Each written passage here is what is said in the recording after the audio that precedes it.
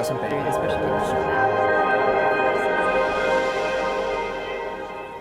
Not too long before Christmas, this past Christmas, I read a story in the news about this woman named Mita Diran who actually worked herself to death. She was working for Young and Rubicam in Indonesia, and right before she died, she tweeted, 30 hours of work and still going strong. It was kind of a wake-up call because around the same time, I was not working 30 hours in a row, but I was working long days and something like 7 days a week.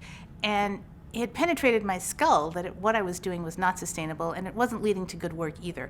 So I started really thinking about all of us who are entrepreneurs or in business for ourselves, working ridiculous hours and thinking we can just barrel on through, that really doesn't work. And here are my 10 reasons why.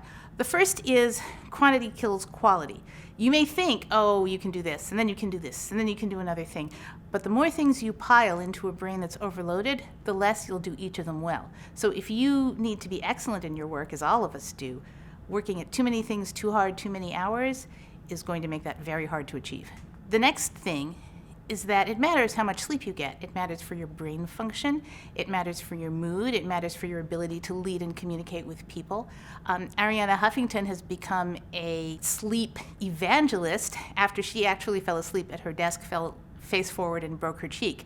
So before you get to that point, try and make sure you get a reasonable amount of sleep every night.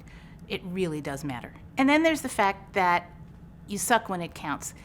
It really, I know this myself. I have gone into meetings that I was supposed to lead, exhausted, distracted, and not able to be an effective leader. You think you can just do it. You think you can just concentrate and I'll be fine. You're not, and the people around you can tell. So the next reason is your mood is a buzzkill. And believe me, people who've been around me when I'm tired can attest to this. You get grumpy, you get dark, everything looks bad, everything looks wrong, and pretty soon the people around you start feeling the same way, especially if you're the boss. It's not a good idea to be in that kind of mood on an ongoing basis. Another reason that you need a lot of rest and to be at your best is that your judgment is impaired. And if you're running a company, that's something your company can't afford. If you're making bad decisions because you're tired and you're not thinking clearly, your whole enterprise could go down. The next reason that it's important to not work so hard is one that I think a lot of people don't necessarily think about, but it's this: you're setting a bad example. I worked for a magazine for a while where I came in on a Saturday and discovered that everybody else in the magazine was there too. Because the editor was working herself to death, the entire staff decided to do the same. It's not a good idea, and it's particularly dangerous in a recovering economy and a tight labor market because people are going to leave and go to places where they can have something like work-life balance. If you're killing yourself, people around you are going to feel like they have to do that too, and that's not good for anyone. Another reason why it's a bad idea to keep working so hard, and I can really attest to this as an entrepreneur, is you never actually get done. You kind of think, oh, well, I'll do one more thing, and then I'll do one more thing. There's always one more thing to do. There's always one more client to pitch. There's always one more project to take on. There's an infinite supply of work out there, so you're never going to get to the end of it. That's why you have to decide what the end of it is. Draw a line in the sand and stop there.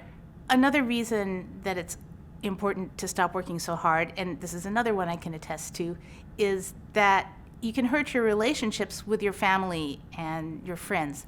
And I got a wake-up call too from my husband, who at some point during this intense work period said, you have to make time every day to talk to me, which was a pretty surprising thing for my husband, whom I love dearly, to have to say. So it was one of the things that made me realize that just working and working and working harder is a really bad idea, not just for your job, but also for your life, which, after all, we're all going to have to continue with way after we're done with our jobs.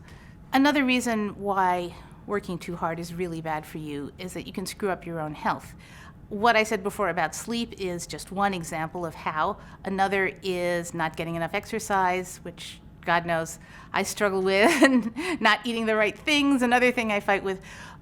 But it's true that the more you are working long hours, the more likely you are to skip on those things. You could shorten your life, you could shorten your work life, and you could shorten your actual life if you don't pay attention. And the last reason that you have to stop working so hard is that in the scheme of things, most of the stuff that you're driving yourself crazy with is not as important as you think it is.